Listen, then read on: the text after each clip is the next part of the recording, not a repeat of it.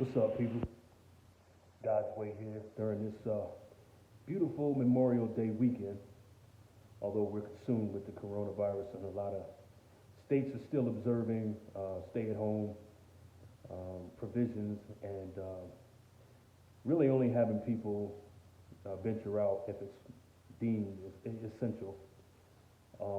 Some other states are a little more lenient and they're allowing people to come and go as normal. And they're telling people, still observe some of the, and forgive my place here, I signed a new lease, so I'm still bringing stuff in. I got my cooking utensils, which is all I need right now, because I consider myself to be a master chef, so um, you have to bear with me. But as I was saying, so some of the other governors have been a little bit more aggressive, returning people back to life of normalcy. I'm not for that, but it's been left up to each governor. I really respect and appreciate what Governor Hogan in Maryland and also Gretchen. I can't remember her last name. I can't remember her last name. Here, let me look it up so I can give it to you real quick here.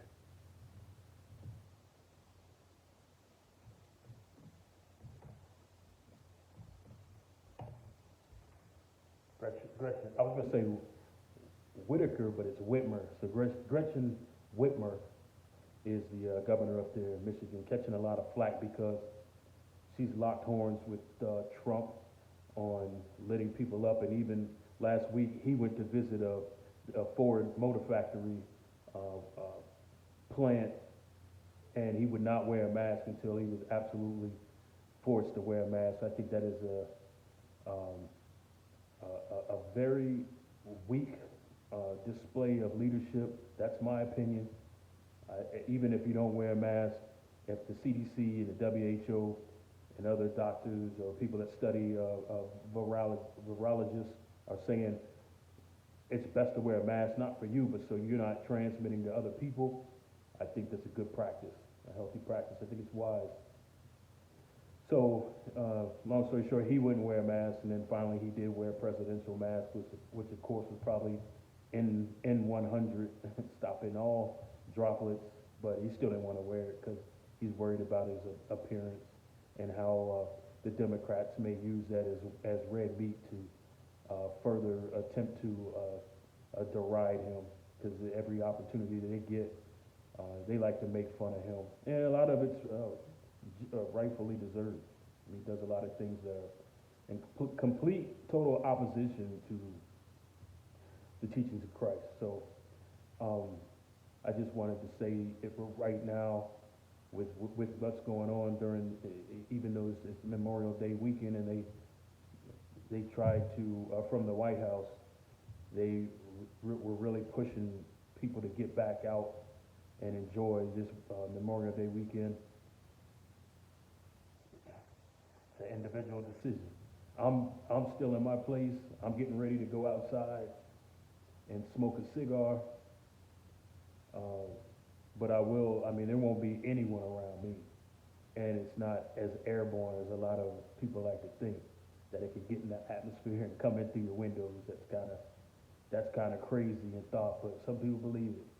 So anyway, what I wanted to say was, I just watched and I'll drop the link. I just watched a message from a pastor at Pathway Church here in Wichita, and I noticed that basically what this video is about is preaching style and pastors preaching messages that are that you can take with you, like preaching things that apply to people's lives. A lot of times you'll go to a church, especially a bigger church, mega church, and you'll sit there for an hour, hour and a half, and then, you get good singing and you get good camaraderie, and everyone's nice to you, saying hello, but you got a lot of people, especially during right now, you got people that have money,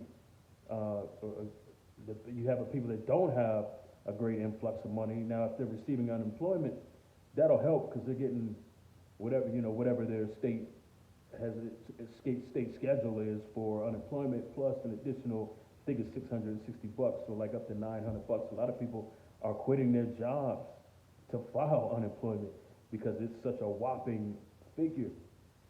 I got friends that are getting $1,000 a week, and they get maybe half of that a week normally. So I mean, I can understand the rationale there. Um, call it abusing the system, whatever. That's each individual has to make that decision and live with it. But the fact that money is there, I think will help a lot of people. There are a lot of people that actually do need that money. And then that doesn't even account. I mean, you also get like another 500 for each additional kid. I mean, that's a lot of money. It's a lot of money. So back to my point. So these pastors are preaching. Even prior to COVID-19, pastors are preaching, and I just moved back to Kansas. I lived here when I was younger, and I lived in Washington, D.C. for 30 years. Just moved back here, went to work for a chemical company. A lot of people go to church, and a lot of people are hurting right now. Like I said, they might have been laid off, they may have been furloughed, whatever the case, they don't have money coming in. So a lot of people are being threatened. A lot of the evictions and foreclosures have been halted for the time being, but you still know that debt is accumulating. I mean, it's still in your mind. So you go to church and you expect to, or online right now, because most of the churches are broadcasting services online. But even prior to that, the churches that I went to visit, I would go and I'd leave like, what does this have to do with anything in real life? I would go to the church and hear a sermon about the journey of the Israelites leaving Egypt. Absolutely fantastic, real event. Fantastic. I'm in Deuteronomy right now, and they're getting ready to go into what they call the good land, or some people call it the promised land. The Bible calls it, King James calls it the good land.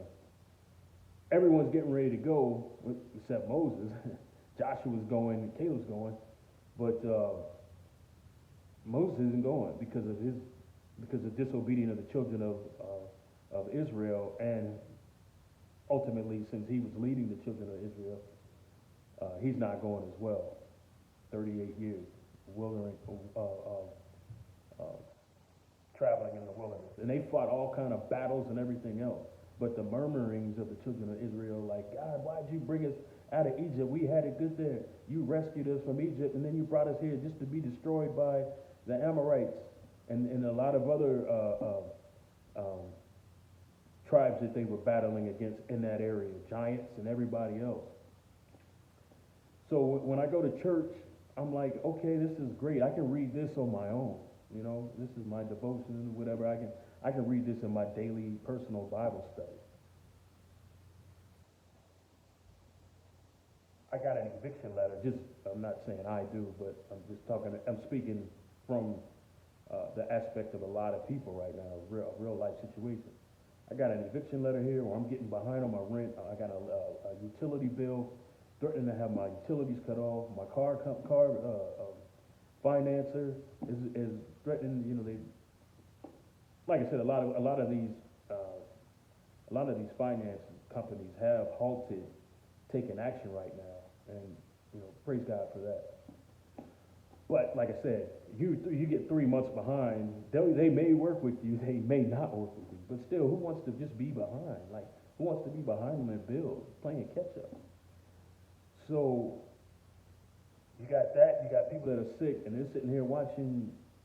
They may be showing symptoms. They might not have been necessarily diagnosed with COVID right now, but they can still have other symptoms, and they're probably worried sick, because if you have a pre-existing condition, COVID can do you in. I mean, that could be it. You could have asthma or another type of respiratory illness. You get COVID, it could be lights out. So it's not going to do them really any good to hear about, to hear a story of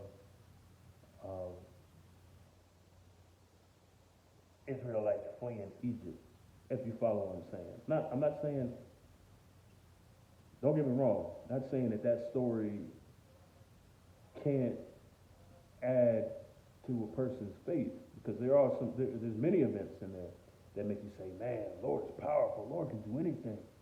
Lord splitting seas in half, you know. But at the same time, like, how does that help you, you know, deal with a bill that's staring you in the face for an incredible amount, past due amount? And it's just not that. It's not just that. It's a lot of other things. Sickness. You could have a kid that's completely unruly, going in and out of jail. You can have a wife that you think might be seeing another guy. You can have a husband that you might feel seeing another woman. You can have a husband that won't communicate with you. It could be a myriad of different challenges. So I'm sorry, but the children of Israel, for me personally, being undergoing that exodus from Egypt into the good land, won't really resonate with me in that aspect if I'm behind on my bills. I need to hear something that's a little bit more immediately impactful. So I was watching this pastor preach this morning, and he was preaching about watching the Michael Jordan series. He said during the Michael Jordan series, there were people that were fans of Michael Jordan. And he was breaking down the difference between being a fan and a follower. He said a lot of people were fans of Michael Jordan. Yeah, you know, Michael Jordan's the greatest basketball player ever, et cetera, et cetera. But there were followers that really wanted to be like that slogan, I want to be like Mike. You had followers out there playing basketball, trying to copy all Michael Jordan's moves, talking like Michael Jordan, walking like Michael Jordan, wearing Michael Jordan paraphernalia. I was one of them. Every time I shot the ball, I played basketball, I was a shooter. I played two. Two is shooting guard, if you don't know. You got point guard, shooting guard. And every time I shot the ball, I was like Jordan. I just walk away from I start backpedaling down the other side of the court because I knew it was money. And that was just me. I was like, man, I'm Jordan out here. And that's what the pastor was talking about. He was talking about that Last Dance series that was on ESPN. And it was about the final years, well, the first 3 championships of the Jordan era, and then the last 6, but also build up to that first series, that first three-peat that they had. Man, like, to be a follower versus a fan is night and day.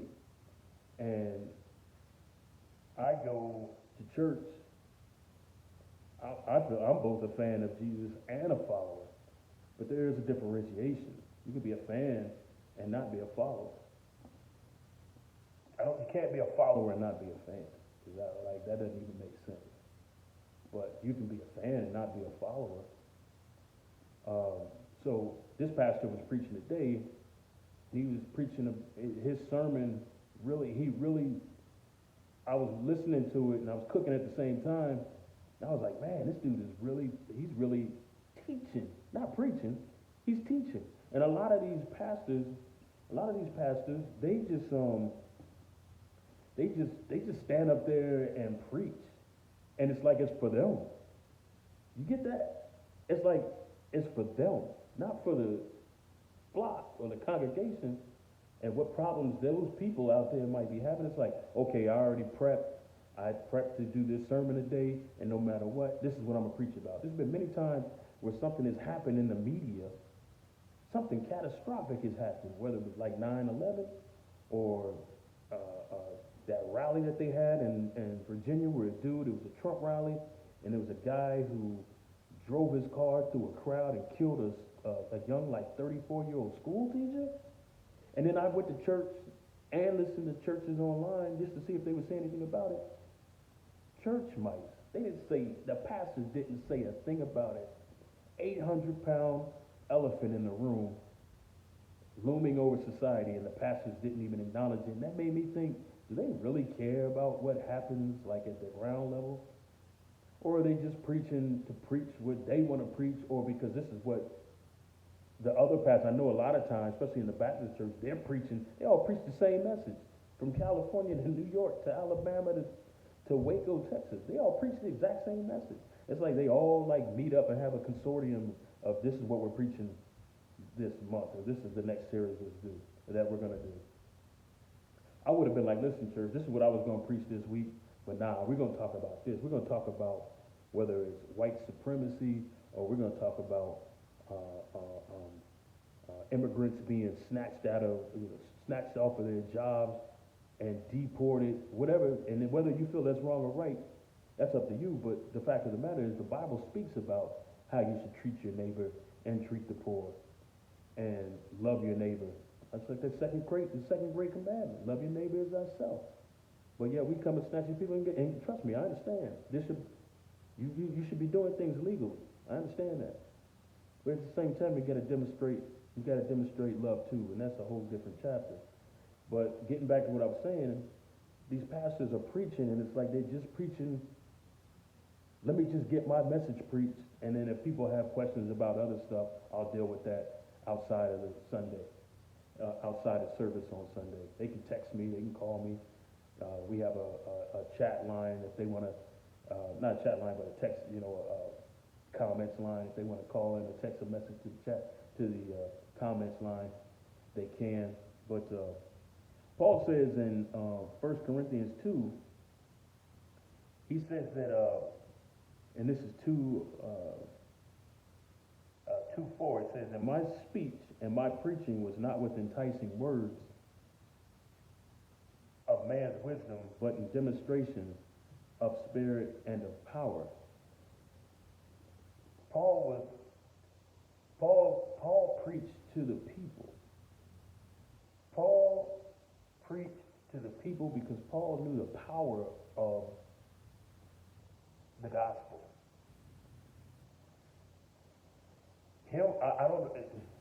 I don't know how much he may have talked about. A lot of it's not in here. We don't have everything that was said during Paul's time, or any of the apostles or disciples. But you don't see much about him talking about the exodus of God's people from Egypt, or talking about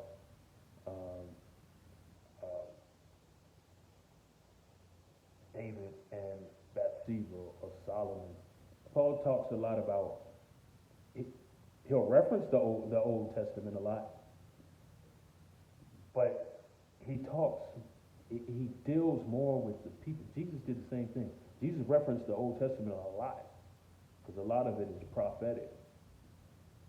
But when you see him in the crowds and he's talking, and he's either talking to the people and giving them some type of agricultural reference that they can understand, because that's a lot what they of the trade of that time.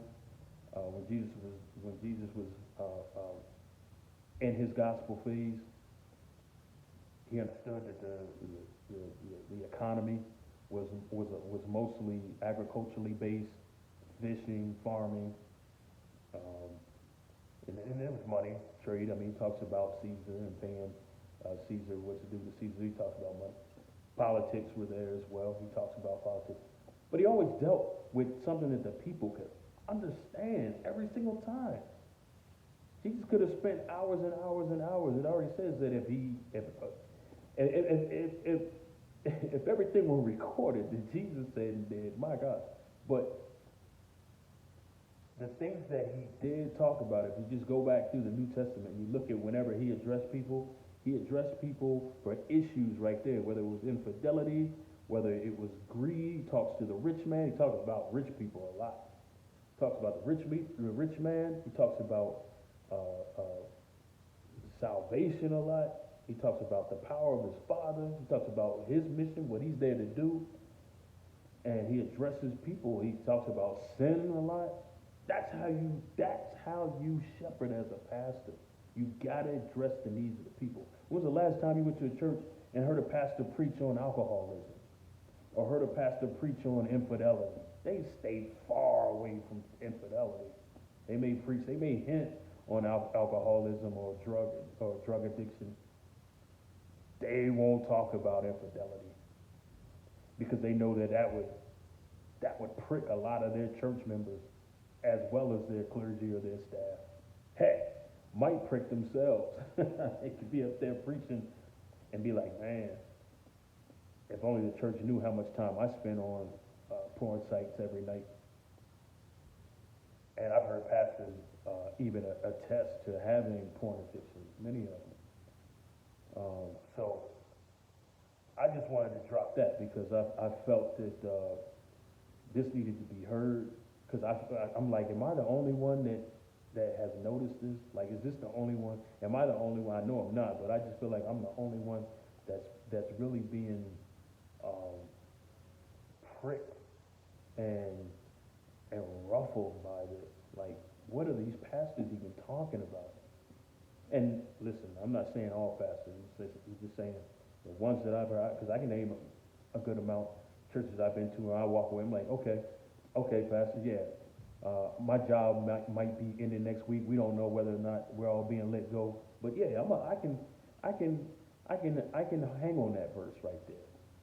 I'll challenge God to deliver. You say you're Jehovah Jireh, you're gonna provide? Okay, I'll hold you to that. Not a message about a burning bush. And like I said, everything is relevant in the Bible. Every single thing is relevant to the smallest verse of Jesus wept. Relevant. But come on, we need to start addressing the people. You got a global pandemic affecting every single person. Brazil just got slaughtered 3 days ago. I mean, Rio de Janeiro is probably getting hammered like New York City. Russia's up there. India's getting blasted. Like we gotta. Where's the revivals that we would normally see online, or the revivals from a lot of these? You turn on the television, you see a lot of these Pentecostal pastors preaching this and that, the Oldsteins, T.D. Jakes, Kenneth Copeland, even to Billy Graham. I know Billy Graham's no longer, but these people that normally have these big, grandiose revivals, where are they at now? I just watched I haven't seen anything from them attempting to comfort people on at least a national level. I should be able to, every couple of days or so, I should get an alert that, hey, T.D. Jakes is going live and he wants to talk about COVID-19 and people can log in from anywhere they have internet connection. Or Kenneth Copeland saying, hey, Thursday night we're going to have an online revival and preach on this and Jesus healing the sick and how our sickness can be to our own doing. You don't see any of that. Any of that. Haven't heard a single thing from any of them. Any of them. So that's all I wanted to talk about. I hope you guys stay healthy. I'll be praying for everybody. And I'll talk to you later. I'll check back in next week. God bless. Doing things God's way.